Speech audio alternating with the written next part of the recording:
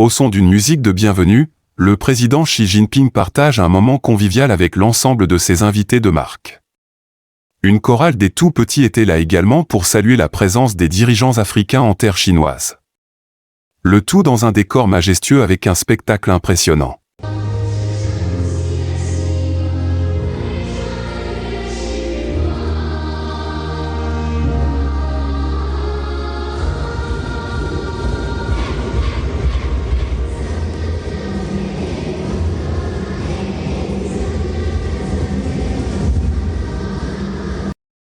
Le 9e forum ouvre ses portes ce jeudi avec un discours liminaire du président Xi Jinping.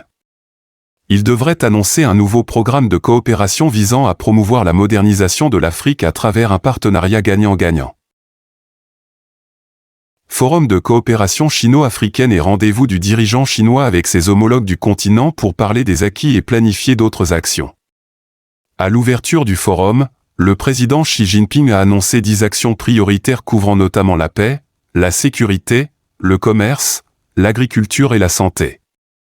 Pour la mise en œuvre de ces actions, 50 milliards de dollars seront débloqués sur 3 ans. Le président de la transition, colonel Assimi Goïta, y participe et porte la voix de la Confédération des États du Sahel au Grand Palais du Peuple. Jour du grand rendez-vous de la grande famille Chine-Afrique.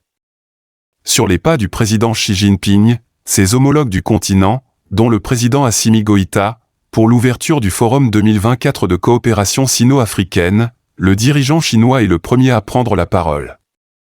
Dans une allocution d'une trentaine de minutes, il rappelle les acquis de la coopération sino-africaine avant d'annoncer 10 nouvelles actions prioritaires, parmi lesquelles la paix et la sécurité commune n'ont pas sans raison. Elle fournira à la partie africaine des aides militaires sans contrepartie d'1 milliard de yuan, environ 140 millions de dollars américains. Formera pour l'Afrique 6000 professionnels militaires et 1000 agents de police et d'application de la loi et invitera 500 jeunes officiers africains à venir en visite en Chine. Elle travaillera avec l'Afrique à mener des exercices, entraînements et patrouilles conjoints entre les armées chinoises et africaines. Un environnement paisible et sécurisé est indispensable pour promouvoir la santé de la population. C'est ce qu'a conclu le président Xi Jinping, qui annonce d'importants projets dans ce sens. Elle enverra en Afrique 2000 professionnels médicaux. Il réalisera 20 projets d'infrastructures médicales et de lutte contre le paludisme, favorisera l'investissement par les entreprises chinoises dans la production pharmaceutique en Afrique et continuera de faire au mieux de ses capacités pour aider l'Afrique. Des zones de démonstration agricole standardisées, d'une superficie d'environ 6670 hectares, enverra 500 agronomes dans les pays africains. Créera sur le continent une alliance Chine-Afrique pour l'innovation scientifique et technologique agricole et réalisera en Afrique 500 projets d'intérêt public. Dans le domaine du commerce, la Chine est le premier partenaire de l'Afrique depuis 15 ans. Et dans les 3 années à venir, le président Xi Jinping nourrit de grandes ambitions pour le secteur. La Chine entend faire du grand marché chinois une grande opportunité pour l'Afrique. Elle élargira l'accès des produits agricoles africains à son marché, approfondira la coopération sino-africaine sur le commerce et autres domaines et mettra en œuvre un programme sino-africain sur le rehaussement de la qualité. Elle est prête à conclure avec la partie africaine des accords cadres de partenariat économique pour le développement partagé afin de fournir au commerce et à l'investissement entre la Chine et l'Afrique une garantie institutionnelle durable, stable et prévisible. La Chine élargira de sa propre initiative et de façon unilatérale l'ouverture de son marché. Elle a décidé d'accorder le traitement de tarifs douaniers zéro à 100% des produits exportés vers la Chine par les pays les moins avancés, ayant avec elle des relations diplomatiques dans 33 pays africains. Sont également annoncés pour favoriser davantage l'interconnexion des infrastructures en Afrique. Pour ce faire, une trentaine de projets seront initiés. 1000 autres seront concrétisés pour le bien-être social, pour traduire dans les faits les 10 actions annoncées. Une enveloppe conséquente est débloquée. Le gouvernement chinois accordera à l'Afrique dans les 3 ans à venir, un soutien financier de 360 milliards de yuan, environ 50 milliards de dollars américains, y compris 210 milliards de yuan, environ 29 milliards de dollars américains. De crédit, 80 milliards de yuan, environ 11 milliards de dollars américains d'aide sous différentes formes et au moins 70 milliards de yuan, environ 10 milliards de dollars américains d'investissement d'entreprises chinoises en Afrique. Naturellement, ces annonces sont applaudies par l'Afrique. Le président de l'Union africaine donne une bonne note à cette coopération avec l'Empire du Milieu. Au Forum de Beijing, la voix de la Confédération des États du Sahel est portée par le président du Mali. Le colonel Assimi Goïta plaidera pour plus d'actions communes en faveur de la sécurité.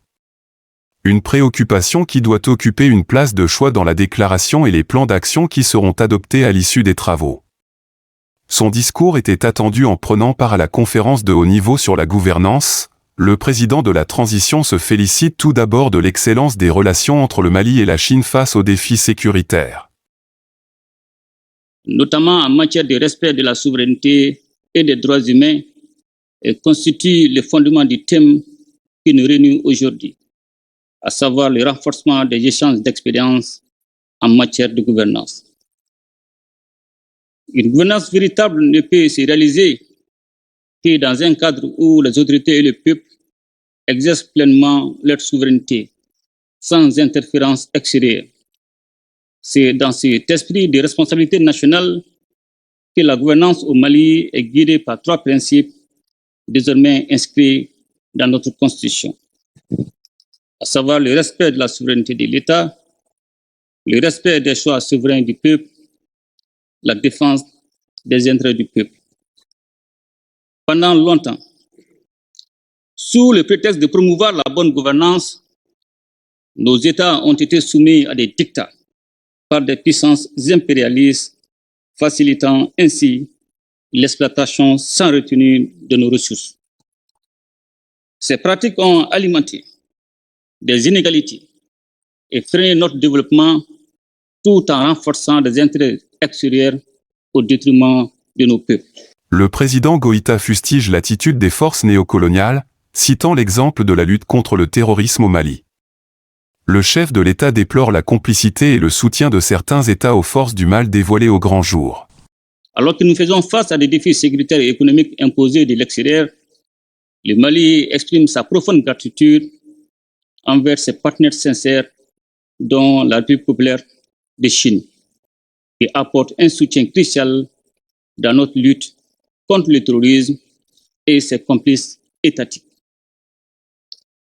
Les récents événements survenus à Tinzaouaten dans le nord du Mali illustrent malheureusement comment le terrorisme international est cyniquement entretenu, voire encouragé par des forces néocoloniales qui cherchent à perpétuer leur domination sous de nouvelles formes. Et la Confédération des États du Sahel se pose comme une réponse face à la menace qui pèse sur la région. Cette alliance stratégique que j'ai l'honneur de présider pour son premier mandat et s'inscrit dans une vision panafricaine et résolue à défendre et à promouvoir les intérêts communs de nos nations.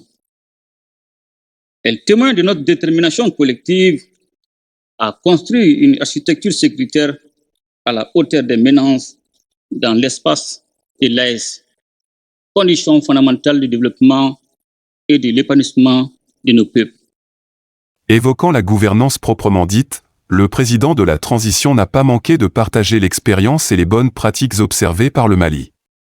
Des actions concrètes sont en cours pour conduire le pays vers la voie de la modernisation.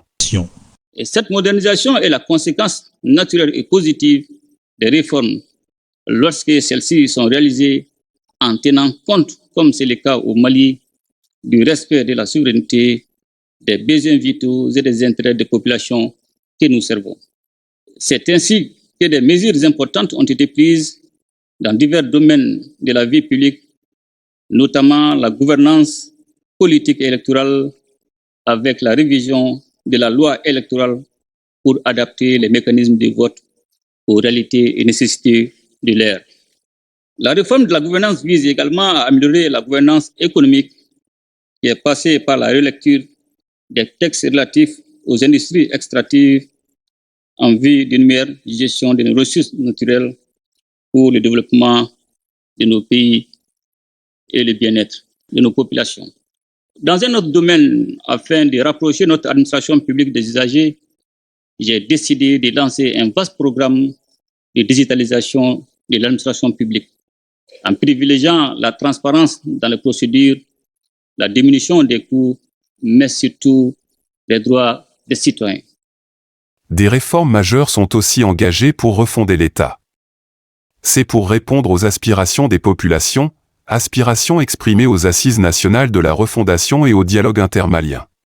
L'adoption de notre nouvelle constitution lors du référendum historique du 18 juin 2023, largement soutenu par la population, symbolise l'engagement du Mali à bâtir un État moderne, résilient et à l'écoute de son peuple.